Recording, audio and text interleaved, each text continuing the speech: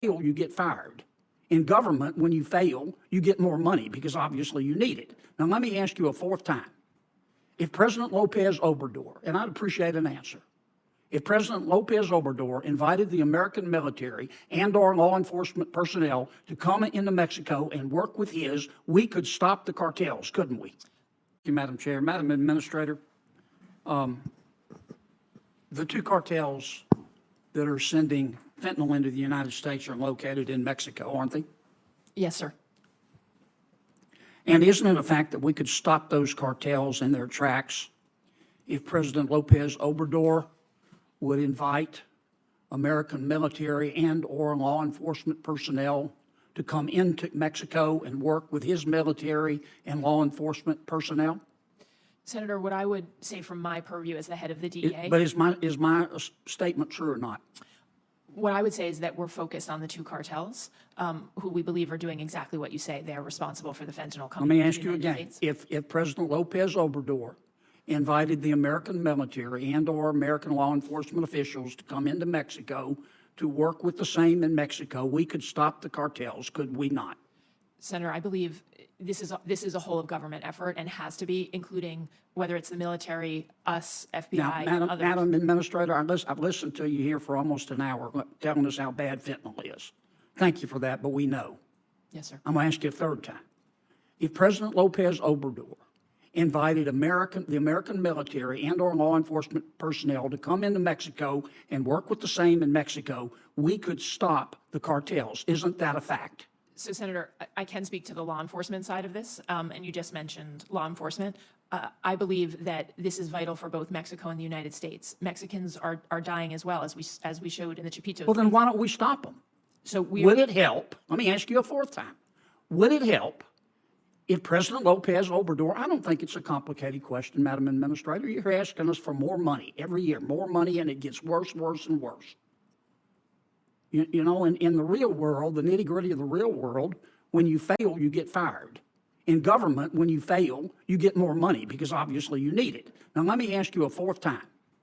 If President Lopez Obrador, and I'd appreciate an answer, if President Lopez Obrador invited the American military and our law enforcement personnel to come into Mexico and work with his, we could stop the cartels, couldn't we? I believe, Senator, that we can stop the cartels. Okay, have you made that suggestion to President Biden? If I could, I believe that we can stop the cartels by. Have you made that suggestion to President Biden? Senator, I have been very vocal in the whole of government setting on the importance of fentanyl, and all of us using every single effort and authority that we have. Why hasn't President Biden done it? I mean, this is the way the American people, whose sons and daughters are dying, look at it. Our economy is $23 trillion. Mexico's economy is $1.3 trillion. Ours is 18 times bigger. We buy $400 billion every year from Mexico. Without the people of America, Mexico, figuratively speaking, would be eating cat food out of a can and living in a tent behind an outback.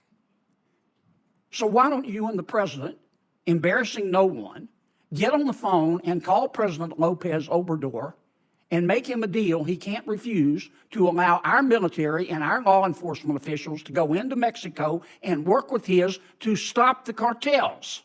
Why don't you do that? Senator, what I am doing every single day is working with the incredible men and women of DEA who are risking their lives across 334 offices worldwide. And I appreciate that, but you're not doing what would work. Why won't you do what will work? Senator, we are. Why don't you call the president this afternoon and say, Mr. President, let's call President Lopez Obrador privately and make him a deal he can't refuse. Because we both know that President Lopez Obrador has neither the ability nor the will to stop the cartels. But yet we go along and pretend that they're our friends. And Mexico is our friend. But he has criminal organizations that are killing our people. And you know how to stop it. And the president does. And you're not doing it. Senator, we are working every day to stop it. But you're not doing what would stop it. We are transforming, and we are working in countless ways across the globe to do what needs to be done for the American people. And there is nothing that the when it's important to you, you make it happen. When it's not important to you, you make an excuse. And in this moment, this exact moment, right here in this brutal exchange, Senator John Kennedy does what almost no one in Washington ever actually does anymore. He strips away the safe bureaucratic cushion. He strips away the polite talking points. And he exposes raw moral responsibility in real time. He looks the DEA Administrator in the eyes and states the obvious truth that everyone in this country already knows. 2 cartels in Mexico are killing Americans with fentanyl, and the United States has the economic, military, diplomatic, and coercive power to stop them if Mexico cooperated, and if the administration chose to use the leverage it already has. And when he asked the question 4 times in a row, every viewer at home felt that. Not because it was a gotcha, but because it revealed the deeper flaw of the modern state. Government agencies constantly ask for more resources while failing to deploy the power and leverage they already possess. Kennedy wasn't attacking her for sport. He was revealing a structural moral contradiction in how Washington manages catastrophe. He was revealing that our government has normalized tolerating preventable mass death, while diffusing accountability so far across the system that no single hand ever reaches for the one lever that would stop it. That is why this exchange matters. This is not theater. This is not a headline soundbite. This is a hearing revealing, in real time, how American governance actually functions inside the machinery of power. It shows how the national security state has compartmentalized responsibility so severely that even those directly tasked with stopping a crisis are terrified to speak clear, blunt truth into the Oval Office. It shows how political caution has replaced moral courage. It shows how bureaucratic survival instinct has replaced decisive action. And it shows how the leaders of government agencies have been conditioned to fear the decision that actually works, more than they fear the consequences of failure. Kennedy spoke the way grieving parents speak, the way sheriffs in border towns speak, the way funeral directors speak when they bury 17-year-olds whose hearts seized from chemicals manufactured by criminal organizations that openly laugh at American weakness. This is the part of American government the public rarely sees, the collision between the urgency of crisis and the procedural delay of institutions that are more comfortable managing decline than risking bold action.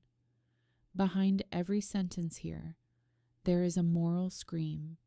Why won't you do what would actually stop the killing? Why won't you escalate the pressure to the level the stakes demand? Why won't you use the power you already have? In that hearing, Senator Kennedy forced the camera to stay locked on the human face of accountability. He forced the official representative of the drug enforcement state to confront the question that shatters bureaucratic evasion. If you know what works, why are you not doing it? And when she cannot answer, the failure becomes undeniable, not partisan, not ideological, structural. This is the cost of comfortable government. This is what moral drift looks like. This is how the republic loses itself, not through malicious intent, but through the slow surrender to timidity. Congress is the last forum in America where this confrontation can still happen in the sunlight. And this channel, Liberty Congress of USA, exists for exactly this purpose: to capture these moments unfiltered, to document the collisions where government excuses collide with the plain-spoken demands of constitutional oversight. And the people get to see who stands and who hides. This moment is why these hearings matter.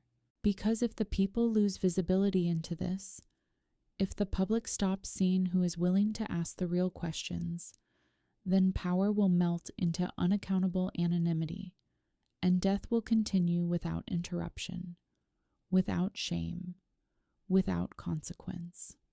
The American people deserve better than bureaucratic autopilot. They deserve leaders who tell the truth in plain English. They deserve a government that values the lives of its citizens more than the comfort of its administrators. The moral demand of this moment is clear and eternal. Power must answer. Power must choose. Power must act before more American families bury more American children. Stand with us. Stand with the sunlight. Stand with the exposure of truth. Subscribe to Liberty Congress of USA.